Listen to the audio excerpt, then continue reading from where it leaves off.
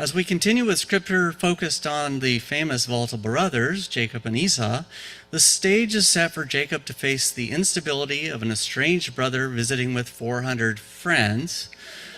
The setup for an epic battle seems imminent, and Jacob is preparing and strategizing for such a conflict or how to defuse such an encounter. Let's see what happens.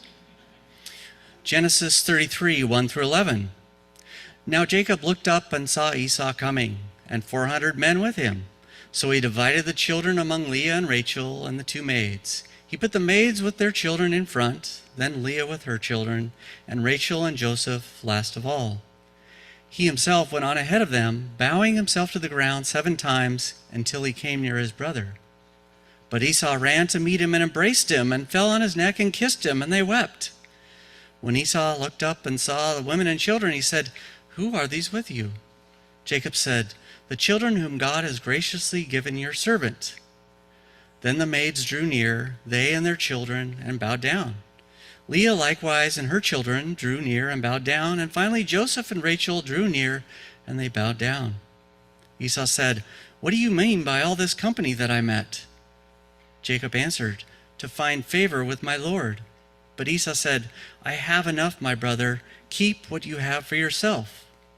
Jacob said, "No, please, if I find favor with you, then accept my present from my hand, for truly to see your face is like seeing the face of God, since you have received me with such favor. Please accept my gift that is brought to you, because God has dealt graciously with me, and because I have everything I want."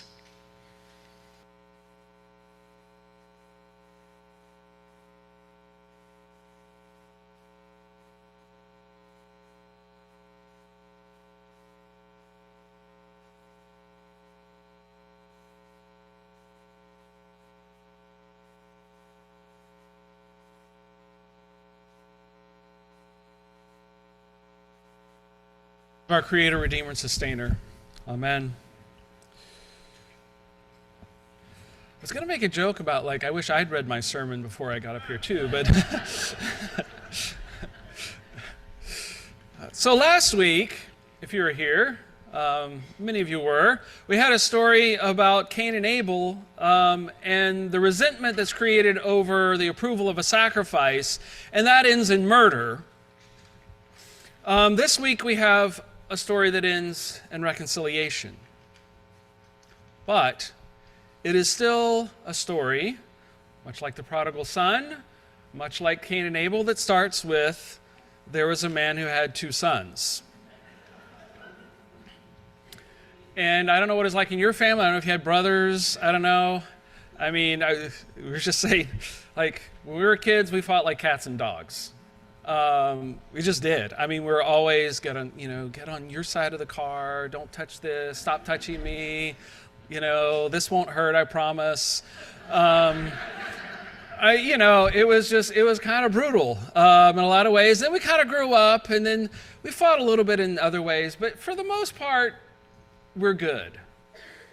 There's not a lot of sort of lingering resentments and stuff like that. And I don't know, I grew up, I moved away, I went to college, I lived at college because it was a few hours away, and then I moved to Oregon. I don't know, maybe that helped. My other brother lives in the UK, he's lived abroad quite a bit. I don't know, time away isn't always such a bad thing.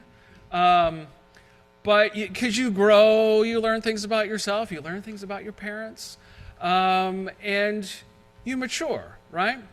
And that's a part of this story too in some ways. But it starts with this, and it starts with a family that had a lot of conflict in it already. So I want to kind of go back, because we're going to be reading about Joseph next week. And so this is kind of like the Reader's Digest version of this, right? So you go back to their grandparents. Their grandparents are Abraham and Sarah. Abraham is told in Genesis chapter 12, leave your family and go to the land I will show you, the land of Canaan, and I will make a covenant with you, and I'll give you 4 things. I will make you a nation, right? You'll have great many prodigy. You'll become multiple. You'll become Abram goes to Abraham, the father of many, right? You will get a land. This land you're going to, it will be yours and your descendants, and I'll give you a blessing. you will be blessed. Those who bless you, I will bless. Those who curse you, I will curse.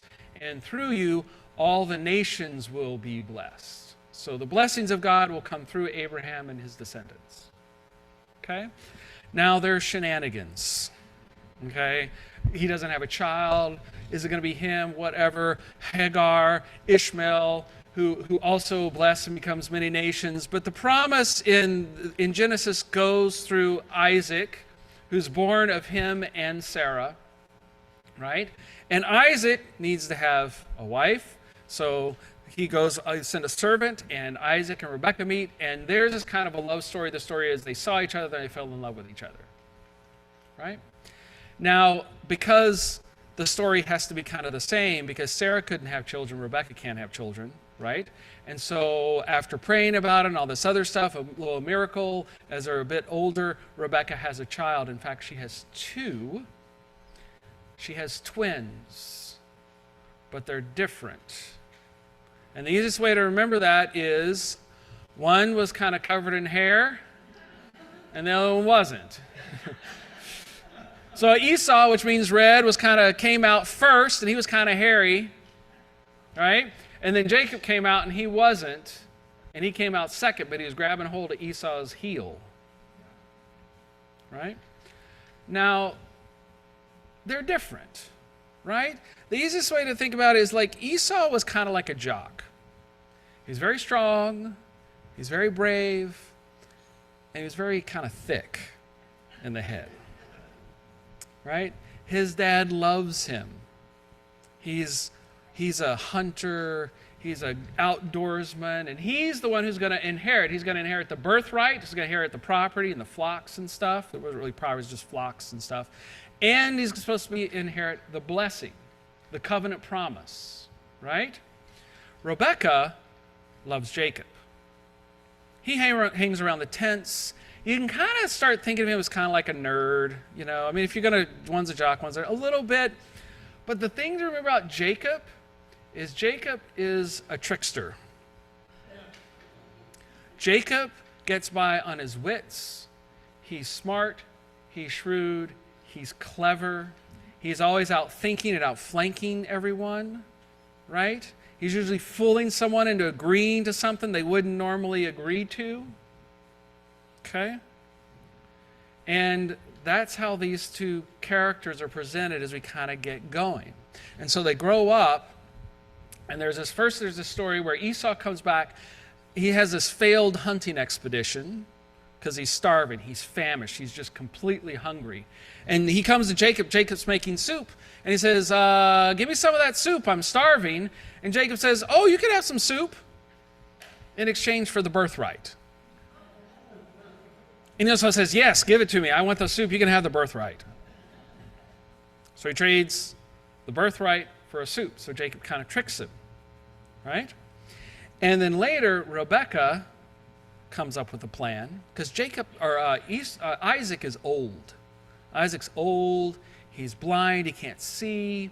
And when it comes time to bless, right, the eldest to pass the blessing on, Rebekah says, you know what we're going to do is we're going to cover you with wool and send you in with some nice soup, the soup kind of again, and you're going to take the blessing. And so the trick works. He reaches out to touch Esau, which is Jacob. He touches the wool and says, oh, it is Esau. I'm going to give you the blessing. And so the blessing, the promise, goes on to Jacob, right? And now it turns out, and the blessing once given, it can't be taken back. I mean, I know what you're thinking, like this worked? Why didn't Isaac just take take the blessing? No, it couldn't go back. Oh, it's full, whatever. It's a story. You got to go with it. It's called suspension of disbelief, right? It's there to set you up, to keep you going, to keep you invested, right? So, what do you think Esau thinks about all this? Esau is not very happy. And Rebekah comes up with another plan. She says, Jacob, I want you to go to my brother, Laban. He's far away. You need to go there and find a wife. And so Jacob kind of takes off kind of in the middle of the night, and he heads off to go visit and stay with Laban to kind of buy some time. Right? Now, what's interesting is right after that, Jacob's on his journey. He's really tired. He decides to go to sleep. He pulls up a rock and he goes to sleep. And when he's sleeping, he has this dream. And in the dream, there's like this ramp or staircase, or you might call it a ladder, and all these amazing creatures are ascending and descending up and down this ladder. We've heard this. This is the dream of Jacob's ladder. And it's this kind of confirmation that the blessing and that God is with Jacob. What Isaac did in conferring the blessing on Jacob is indeed following him, and God is still with him. You're thinking, isn't Jacob kind of a jerk? The characters in the Bible are complicated. All right? These are not like simple black and white sort of cutout characters that you maybe tell little children. These are complicated, full-grown adults. Okay? So he wakes up, he continues, he goes to Laban's house, Rebekah's brother, again, far away, and he falls in love with someone. Anyone remember the person's name he falls in love with? Rachel. Love at first sight. Laban's daughter, Rachel. Now, further shenanigans ensue. I only have so much time. Laban is also a trickster. And Jacob and Laban sort of embark on tricking one another. And basically what happens, long story short, Jacob marries both of Laban's daughters, Jacob and Leah. They bear him 12 sons. And Jacob gets kind of rich. They actually fool Jacob. There are brothers that fool Jacob, and Jacob fools them. I mean, it goes back and forth. 20 years later, Jacob's like, it's time to go home. My father's old. He and Laban have been at each other's throats this whole time. There's, again, a lot of shenanigans, but he decides to leave. So he heads back to see his father one last time. And again, as you heard in the story, he hears his brother Esau on his way with 400 men. Now, that's an army. I mean, for nomadic shepherds, in the Near East, in 1200 BC or whatever, that is an army. A lot of guys. So he comes up with a plan. He's going to send his family and his flocks along in front of him, along with gifts, thinking that Esau will see them, maybe take pity, maybe his anger will abate. I don't know. Right? And just before they meet, like the day before they meet, they come to a river. And Jacob sends his whole family across the river where Esau's at, and he stays on the other side, and he spends the night again. And in the night, I don't know, maybe he's not sleeping that well. I don't know. I'm sure he's thinking about what's going to happen tomorrow. He gets jumped. In the middle of the night, someone jumps him, and he wrestles all night long with this guy. All night long. And Jacob kind of has him, and the guy's like, look, it's about to be dawn. Let me go, let me go. And Jacob says, I'm not going to let you go until you bless me. And so the man does. He blesses him, and he gives him a blessing, and he renames him Israel, which is where the word Israel comes from. Jacob is renamed as Israel. All the Israelites are children of Jacob. Okay? So he's renamed Israel, and he's given a blessing. And Israel means, in the context of that, it's explained, it means he's wrestled. He's wrestled with God and man. And so Israel, Jacob, wakes up the next morning, or, he goes on with his day in that morning. He interprets this as an experience with God. And he names the place where he slept Peniel, which means the face of God, because he says, I have seen God face to face, and yet my life is preserved. So twice now, Jacob has had this encounter with God, this encounter with the divine presence, in dreams or awake, wrestling, sleeping, right when he's had this thing going on with his brother Esau. God comes to him in the night. Make of that what you will. Think about what that might mean. I think there are a lot of things that might mean.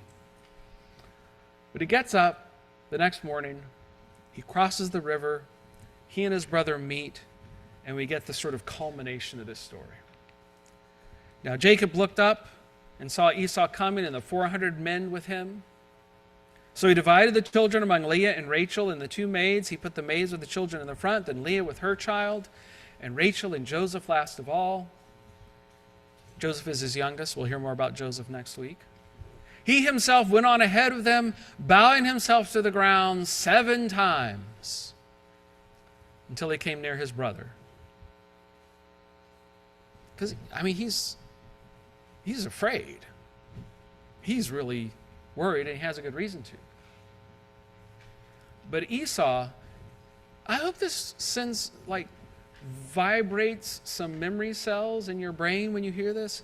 What did Esau do? He runs to meet him and embraces him and fell on his neck and kissed him. Does that sound familiar? The father and the prodigal son does the same thing.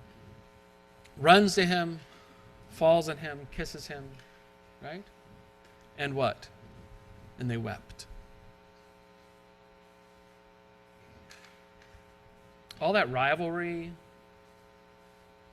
all that bad blood, the old grudges, all the history they had together, it just sort of melts away. I don't know what Esau originally came there to do. I don't know what his intentions were. Maybe he set out to do violence.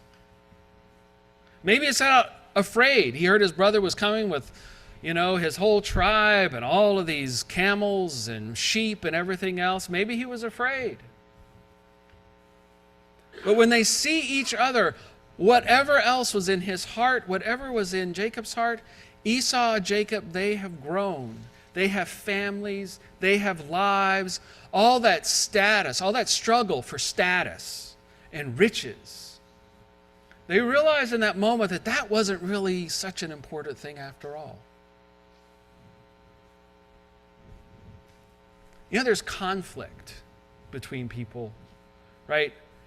And it's gone on for a while. Sometimes there's this chance to bring it to an end and to make peace. It's not always easy to do. Conflicts, they start out with rivalry because of greed, we heard in the gospel story as well. A sense that someone has wronged another, or that someone has been treated unfairly. But sometimes in the midst of that, sometimes if there's space opened up, there is this window that's open, and sometimes all it takes is just to reach out, to extend a hand, to lower your weapons, to step forward, to embrace the other. And doing something like that makes you vulnerable. Your enemy, they could stab you in the back. They could stab you in the front. It could make you look like a fool or make you look gullible. It's also maybe the bravest thing you can do. It takes the greatest courage. In a lot of ways, it's the greatest show of strength to reach out, to embrace vulnerability, to act from vulnerability rather than just to act from strength. Jacob does it maybe because he's afraid. Esau does it despite having all those guys with him. The wounds of family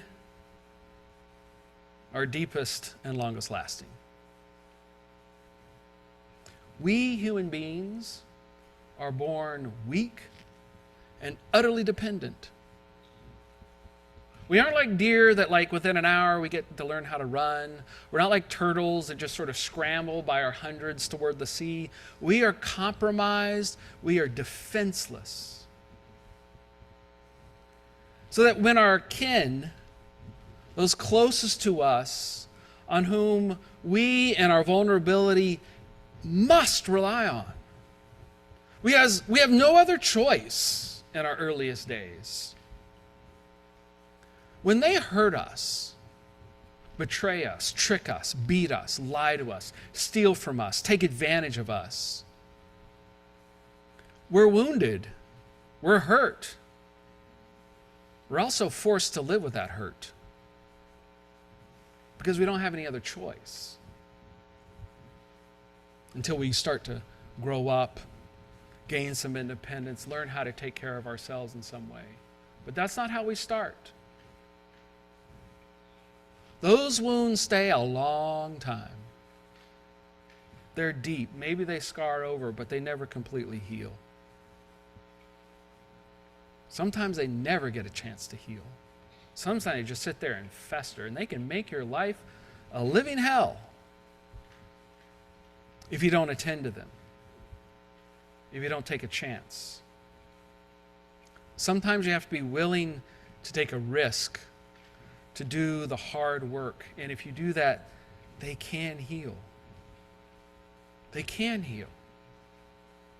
That's the story again and again and again we hear in the scriptures. I know some of us have wounds from those who are closest to you. Family members, maybe there are people in your family you haven't talked to in many years. Maybe there's really good reasons for that. Things said and done that have driven a wedge deeper and farther, that there is a great chasm between you. Things said and done. But I do believe that we can find reconciliation if both parties are willing to do the work, to find reconciliation, to tell the truth, and to find peace. Not that things go back to the way they were. They never do that. The past is the past, and the past shapes the future indelibly. You can't simply return to it. That's just folly and delusion. But you can find a new future. You can find a new future where there is some peace and healing. Jacob and Esau fought, but they forgave. They hugged and wept. Now I'll tell you, that wasn't the end of the story. If you follow the story a bit longer, they still didn't quite trust each other, maybe. There's tension there. They just didn't become best buds and hang out together all the time.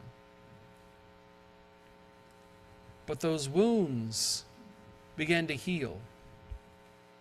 And those wounds can heal in this life. Considering where these two brothers started, I don't know what happened in your family, but that's a lot to overcome, I would think. Where they ended up. And you can compare them to Cain and Abel, we read last week, and where they ended up. I hope that you can, along with me, in this story, find some hope that a journey towards peace and healing is not only possible, but it's worth the risk as well. Amen.